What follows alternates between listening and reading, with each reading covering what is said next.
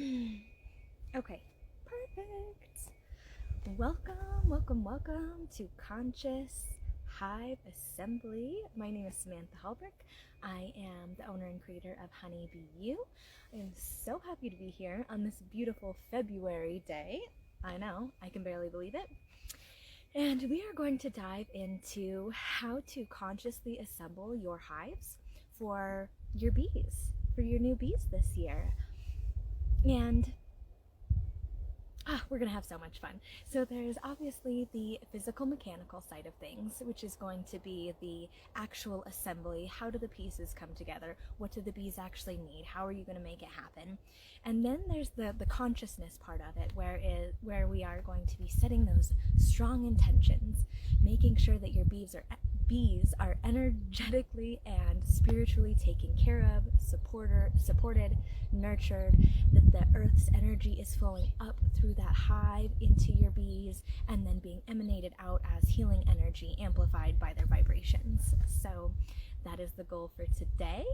I would like to mention that since it is February, I am rushing a little bit. We are expecting a storm to come in tomorrow, so I really am watching for the wind to pick up. So if I miss anything in this initial videotaping and I feel like it needs to be added, I will try to go ahead and add that at the end.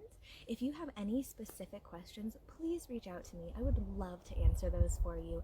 I want you to have the most easy installation, the most fun time setting this up, and just be so full of excitement and joy. And yeah, that's the goal for today. So I am not actually going to be installing bees into the hive that I am going to be using as an example today. So just as a note, the equipment that I'm using is used, and some of it needs retired, some of it doesn't. And I'm going to be assembling this hive on a 5-gallon bucket, which I typically wouldn't do. Cinder blocks are my go-to. So just as a side note, please don't put your hive on a 5-gallon bucket. That would be so devastating if something were to happen to your bees. So we are going to work from the ground up. And what I mean by that physically is we're going to start at the bottom of the hive and work up, because that's how you stack a hive. That makes the most sense logically. But also energetically, we are going to be starting with Mother Earth. We're starting at the ground level and we're going to be creating that intentional space for her energy to flow up into that hive. So you first want to pick your location. If you haven't yet, I highly recommend taking into consideration location of water, location of foraging flowers and fruits and trees and things, and also wind blocks. As you can see here, I've got a snow fence up. We've got plenty of trees around here, so I don't have to create any additional wind blocks typically. But if you find a perfect location and there are no trees for wind blocks, don't worry, you can always create those yourselves. It's not going to interfere with the energetic space. So we're all good there. And so when I talk about starting at ground level, after you find your location, you are going to want to level your site location, because you don't want your hives tipping unintentionally. There is a trick to tipping them intentionally, but we'll get to that later. So you are going to level your pad site, essentially.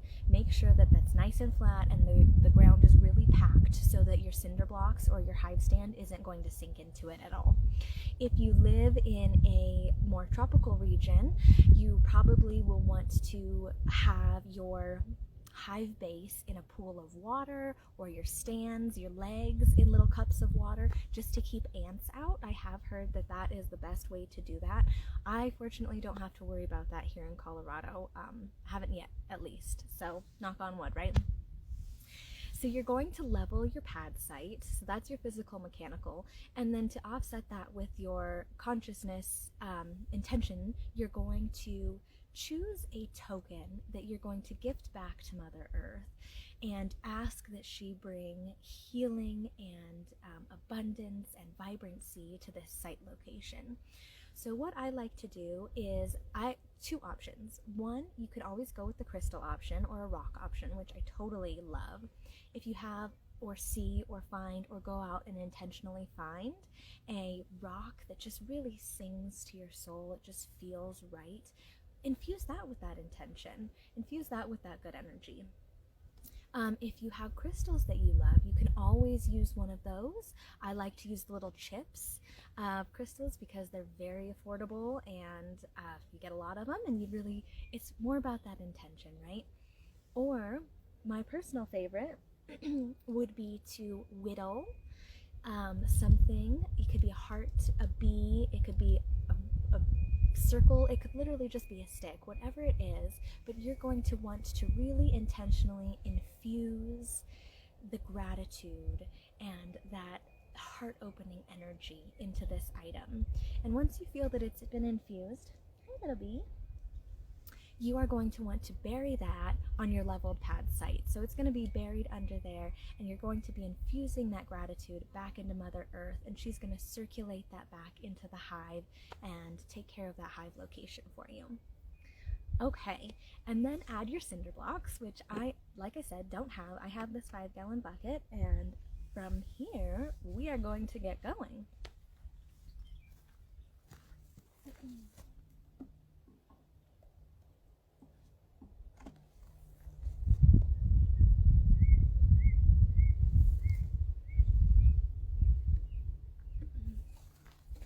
Okay, so this is my bottom board, and it is the first necessity of the hive.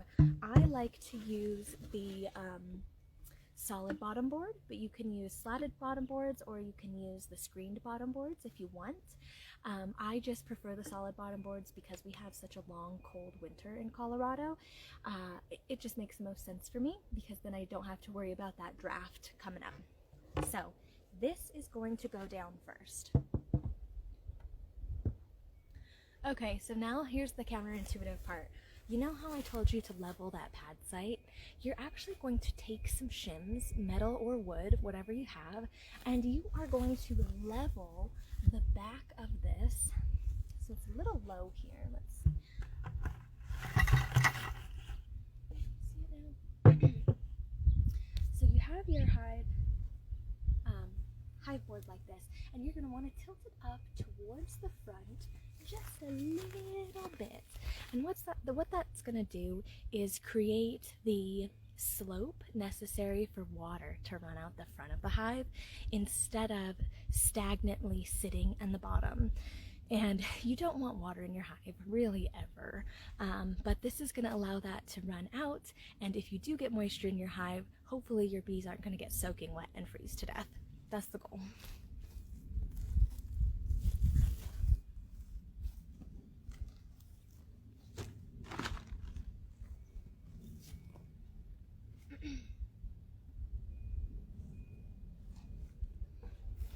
Okay, next comes your deep. And this is for Langstroth hives, so it can be 10 frame or 8 frame, but the point is that you want to line it up correctly. So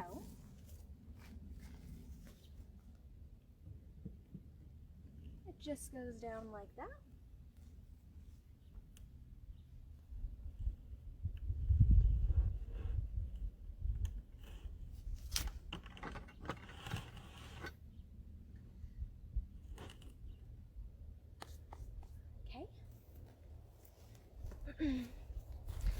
So where I add my energetic addition to the hive body is I like to do crystal inclusions. If you haven't guessed, totally a crystal fan. So when I say crystal inclusions, what I mean is I will actually use a little tiny drill and drill into the corners of the hive body. So I would drill in here, right? And I would insert some, I like crystal quartz chips, but whatever kind of crystal chips you like, I just drop a few of those down in there, and then I seal it up with beeswax, ideally from one of my hives, and one of the hives that's doing really good, but it doesn't really matter. Beeswax is good in itself, so so I would seal those corners up with the crystal inclusions in them, and for me that is really amplifying that energy coming up and into the hive and circulating in that region where we want it, where the bees are going to spend all of their extra time, right? Not that they have extra time. Okay. Perfect. So now we're going to prep for our nuke install. And you may have a package, but I'm going to go over nuke installs for this day.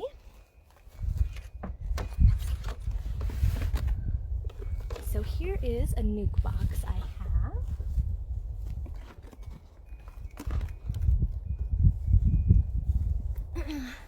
What you're going to do, remember we're prepping for the bees, so this is not how to install a nuke.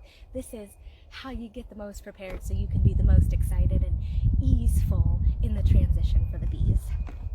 You're going to want to have 5 frames and foundations, if you like foundations, already installed into your hive body. So I'm just going to put those in here. And the reason you only want 5 is because your nuke is going to come with 4 or 5 frames of foundation, beeswax, and the bees on them, right? So you don't want to be pulling these frames out and be all in a hurry and a rush as you're trying to install your bees, especially if it's your first year. So you will have 5 additional empty frames at the end of things.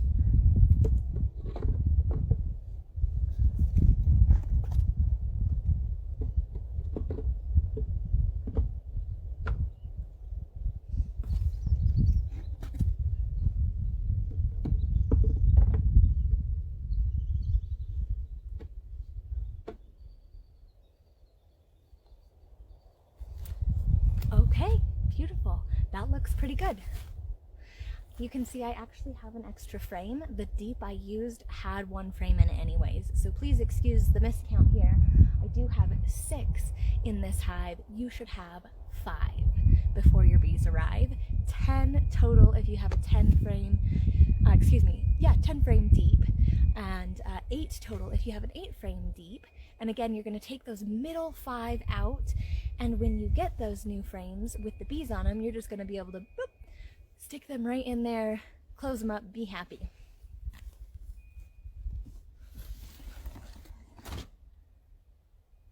Okay, next on my list is our inner cover. So this is what the inner cover looks like.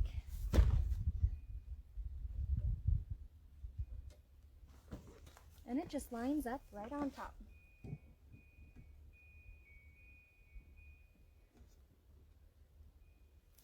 Perfect. Okay, so if you are on a budget, what I did my first year and what I recommend to you is that if you're not going to invest in a bunch of fancy feeders yet, or if you just want to see how it goes right off the bat, what you can do is you can take your pre-made sugar water, 1 part sugar, 1 part water, right, equal parts, and you can put them in Ziploc baggies, 3/4 of the way full, and then you would close those up and lay them right on top of this inner cover here. And then, very carefully, take a knife and slit holes in the top of those baggies and press just enough for a little bit of sugar water to come out. The bees will find that and take that in as their initial food source while they're getting their colony built up. Again, this is just saving money, so you don't have to buy any feeders or anything like that. It's a really easy way to make that happen. I do recommend the sandwich baggies. The gallon-size baggies are a little bit too big for something like this, I've noticed. Oh, hi, little girl. We've got a bee hanging around. Okay, after your inner cover comes your outer cover. And it is exactly what it sounds like. Outer cover. And it just goes on top of everything to keep the water out. Well, water, bugs, all sorts of things. Okay, and if you stop just right there, you're doing great. That is plenty. That's really all you need for your first bees, your first bee setup. But let's go a little further and move towards what might make it simpler, make it better for the bees, all that good stuff. I like to use a reusable tote to move my hive equipment around.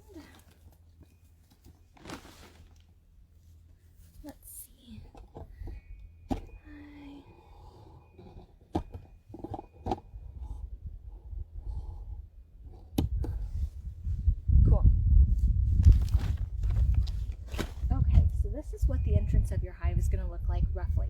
Again, don't use a 5-gallon bucket. Please don't. So in order to help the bees in the spring, when they're just getting started, you typically want to close off their entrance quite a bit. This is a lot of entrance for them to guard from pests, including yellow jackets, wasps, mice, critters that are a little too friendly, right? So we have two options. This is an entrance reducer, and you can see big entrance here, small entrance here, which you can change out season to season or depending on the needs of the hive to allow them to be able to guard less space. Now this size is a little bit too small for this hive. I have a nuke entrance reducer here, but just for shits and giggles, you would just stick this right under here. Excuse me. Just lift that up just a tad bit and push that under there. This would be completely closed. You wouldn't have this gap here. It would be this whole wooden block. So just imagine it like that. An easier way to do this if it's not full of bees is just to place this entrance reducer before you drop the hive body on top of it. But it just wedges right in there, and the bees will propolize around this to keep out a draft. Excuse me.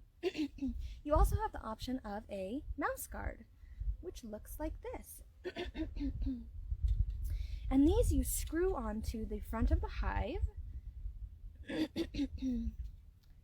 either direction, and it allows the bees to come in and out, right? Reduced entrance for other pests like wasps and things like that that fit in, but definitely prevents any field mice from getting in there. Really great for out here in the plains. I don't like them because I don't like to have to screw them in place, so I prefer the entrance reducer, but you be the judge of that. I have plenty of friends that change these in and out seasonally. I have also ended up with a mouse in one of my hives, so it really is something to think about. Okay, so if you're going with the entrance reducer, you have the option to add your Boardman feeder. And this is really nice because you can see how much feed the bees are taking at any given day. Here in Colorado, we don't stay under freezing for very long, so I haven't had any problems with these. What I like to do is stick them in the long side of the entrance reducer, just like that. And you would leave that for as long as you're going to feed the bees.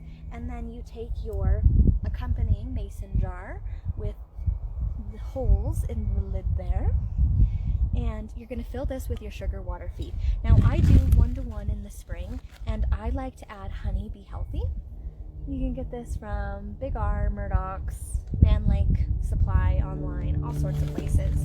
And it's just a bee supplement to help them with their brood production, either at times of dearth or in the spring when they're trying to raise their numbers. Okay, so you fill your mason jar, right, 3/4 of the way full, because you want to be able for it to airlock. And then you tip it upside down and you shake it a little bit and wait for it to stop dripping, and then once it's stopped dripping and you've achieved that airlock, you're just going to pop it right in place, and the bees are going to be able to access that from inside their hive, and it's really great. Yeah, I love that. Let's see, what else is on my list?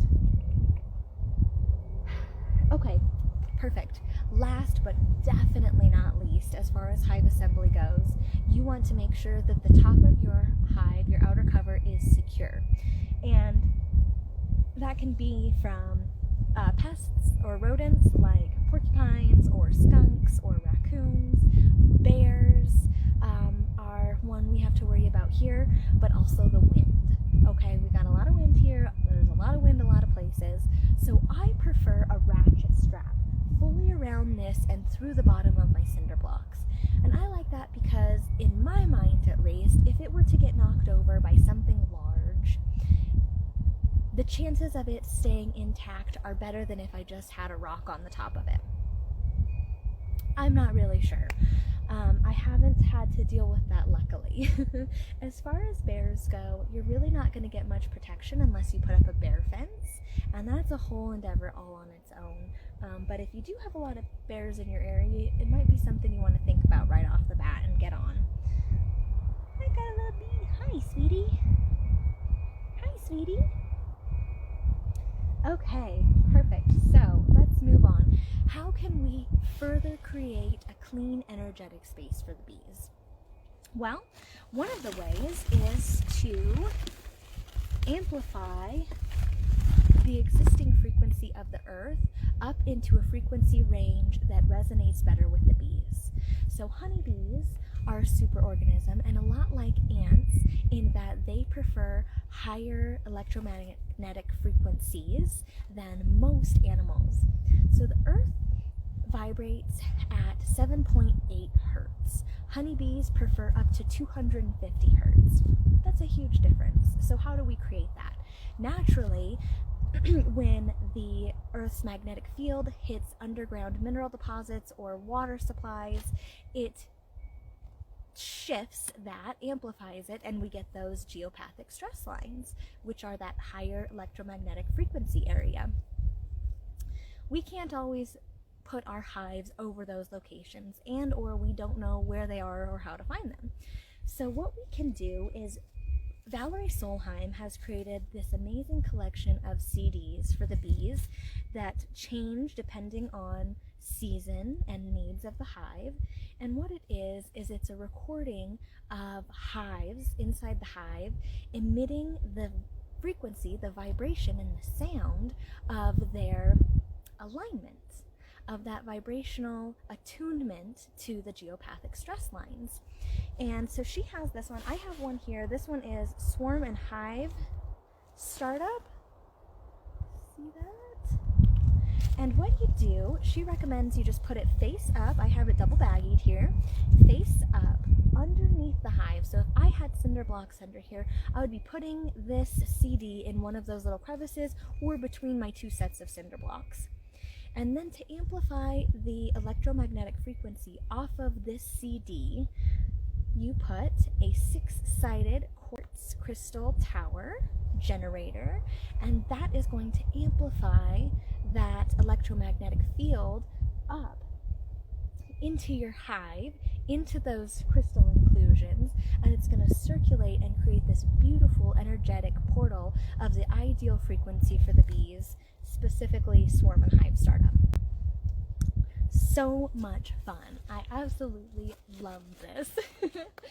So now we have that strong intention stone or object placed underneath the hive, pulling up the healing energy from the earth, right?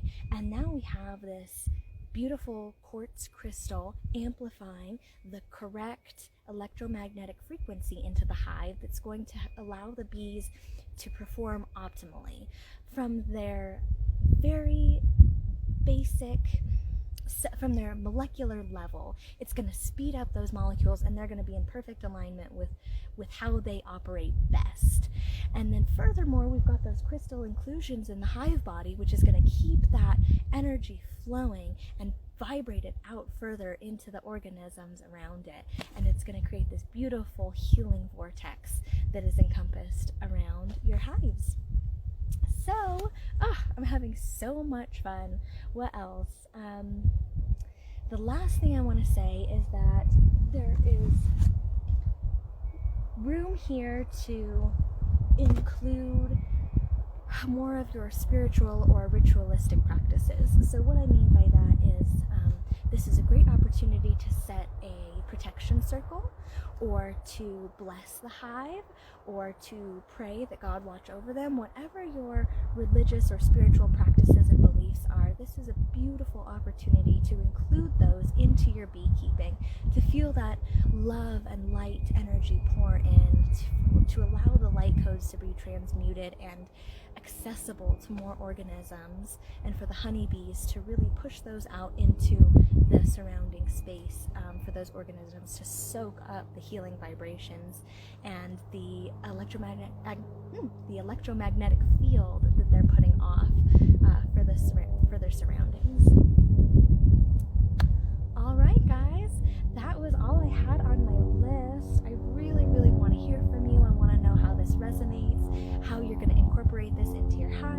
what questions you have, if you want to see more on any of those little tips and tricks we went over. That includes the crystal inclusions, the frequency CDs, blessing your space, a protective circle, and things like that. I can see here in my notes that I did miss a step, so I'm just going to keep rolling with it. I'm going to go over that real fast. And what that step would be is energetically cleaning the equipment before you deposit your bees into it. So you can do this prior to your bees arriving. You can do this, I recommend doing this prior to your bees arriving. You could wait until they get here, but let's be safe, right?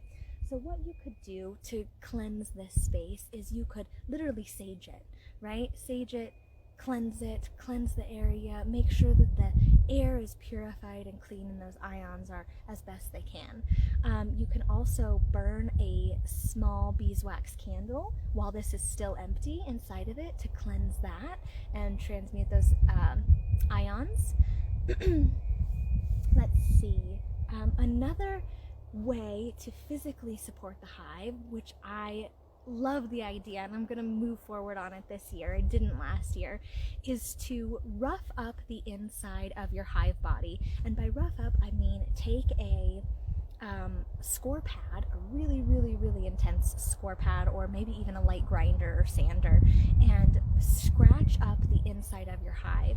And what that is going to do is it's going to elicit a response from the bees once you install them, that they want to smooth out and propolize all of those walls. And the propolis acts as a immune system of sorts for the beehives. It's going to create not only an energetically cleaner space, but it's antibacterial and antifungal and takes care of the bees from a physical standpoint too. So if we could get the entire inside of your hive bodies lined with that propolis protection seal, your bees will be better off from a health standpoint as well as an energetic space. So that was the last thing I wanted to add in. I don't think that I missed anything else on my list.